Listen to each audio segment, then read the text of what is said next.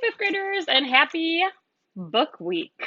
I have decided that one of the things that I'm going to do with you during this week is I'm going to be reading from a book called More Stories to Solve 15 Folk Tales from Around the World by a man by the name of George Shannon, and Peter Smith is the illustrator. So, this is actually the sequel of his first book called Stories to Solve, but I couldn't get my hands on that one. So, we're going to do in time anyway. So, we're going to do More Stories to Solve.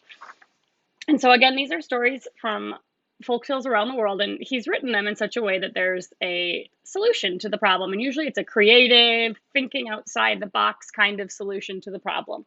So, what I'm going to do is I will read you the first part of a story each day, and then I'm going to let you think about it for the rest of the day. And then when you come back the next day, I'll share the solution before sharing the next story. So again, kind of thinking about what do we know and how can we think outside the box to try to solve this problem. So our first story that we're going to read is titled The Snowman, appropriate for Minnesota. At least sometimes, maybe not right now, but so I will read. Once, when it began to snow, three brothers decided they would make the biggest snowman their village had ever seen. All three rolled their snowballs bigger and bigger and bigger still. When each ball got too big for one to push, two pushed. Then all three together. When they couldn't move the biggest of the three balls anymore, they stopped.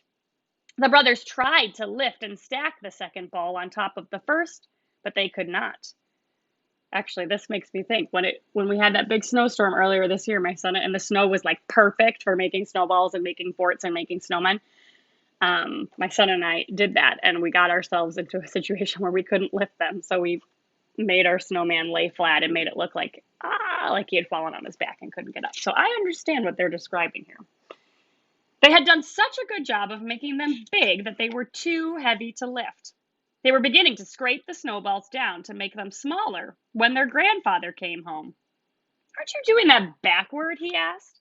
When they explained their problem, their grandfather said, "You don't need less, you need more." And he told them what to do. By the time their supper was ready, the boys had finished making the biggest snowman their village had ever seen. It was as tall as all three boys, sitting on one another's shoulders.